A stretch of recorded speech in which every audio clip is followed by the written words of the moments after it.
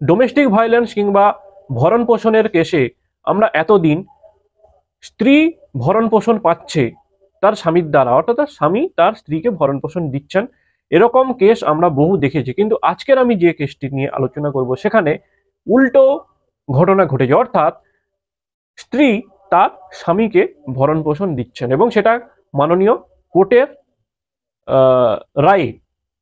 এরকম একটি ঘটনা ঘটেছে মধ্যপ্রদেশের ইন্ডোর ফ্যামিলি কোর্টে। আমরা যখন কেস করি আমাদের কাছে এরকম অনেক কেস আছে যেখানে তার স্ত্রী কোর্টে এসে মামলা করেন ভরণ পোষণের জন্য এবং স্বামীকে সেই ভরণ পোষণ দিতে হয়। অবশ্যই সেখানে স্বামীর ইনকাম, স্বামীর সম্পত্তি সেগুলো বিবেচনা করা হয়।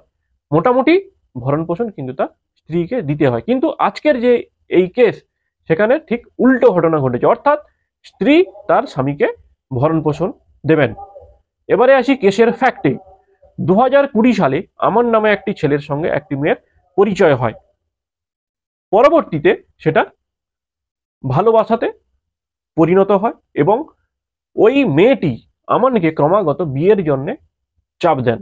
কিন্তু সেই মুহূর্তে আমার নামে এই ছেলেটি ক্লাস 12-এ পড়ে। সে ওই মেয়েটিকে বলে যে গ্র্যাজুয়েশনের পর কিছু একটা চাকরি করে, অর্থাৎ নিজের পায়ে দাঁড়িয়ে বিয়েটা তারা করবেন। কিন্তু ওই মেয়েটি কথা তো শোনেনি, বরং আত্মহত্যা করার ব্ল্যাকমেল করেন।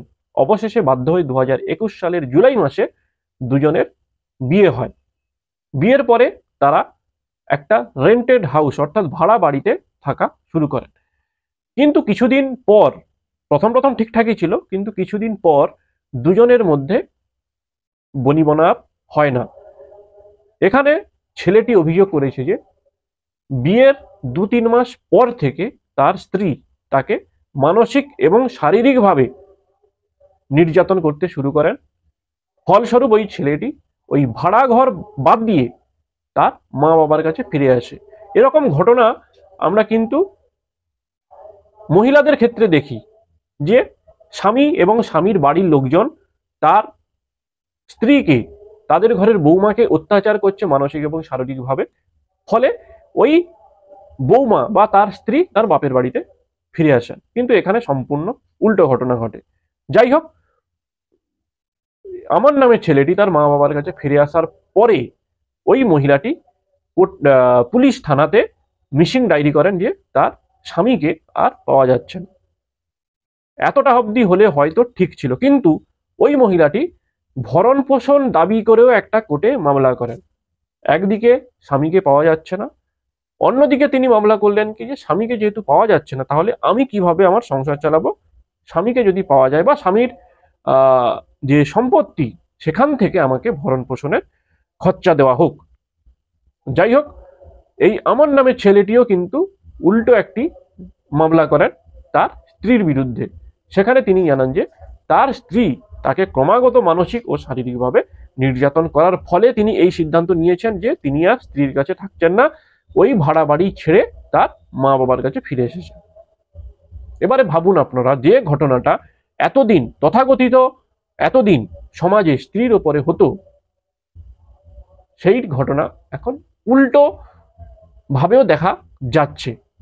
তবে এখানে এই যে ভরণ পোষণের কেসগুলো বেশিরভাগ ক্ষেত্রে কিন্তু, বেশিরভাগ বলবো না, বেশ কিছু ক্ষেত্রে মিথ্যেভাবে সাজানো হয়ে থাকে। আমাদের সেটা পার্সোনাল এক্সপিরিয়েন্স। যাই হোক, আমি সে বিতর্কে যাচ্ছি না, এই কেসের কথায় আসছি। এরপরে ইন্ডোর ফ্যামিলি কোর্ট, সেখানে দুপক্ষের আইনজীবী দুপক্ষের কথা তুলে ধরেন। দুপক্ষই কিন্তু সমান এবং একই অভিযোগ করেন। স্ত্রী বলছে স্বামীকে খুঁজে পাওয়া যাচ্ছে না এবং স্বামী তাকে নাকি নির্যাতন করেছেন মানসিক ও শারীরিকভাবে। অপরদিকে ছেলেটিও একই অভিযোগ করে কেস করেন যে তার স্ত্রী তাকে মানসিক ও শারীরিকভাবে নির্যাতন করেছেন।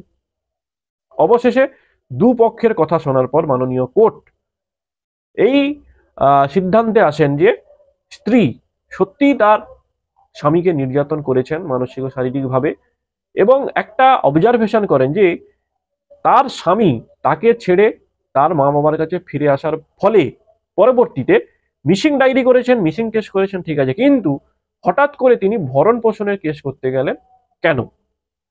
তার কিন্তু সঠিক উত্তর মেয়ের যে আইনজীবী ছিলেন তিনি সঠিকভাবে দিতে পারেননি এবং তারপরে মাননীয় কোর্ট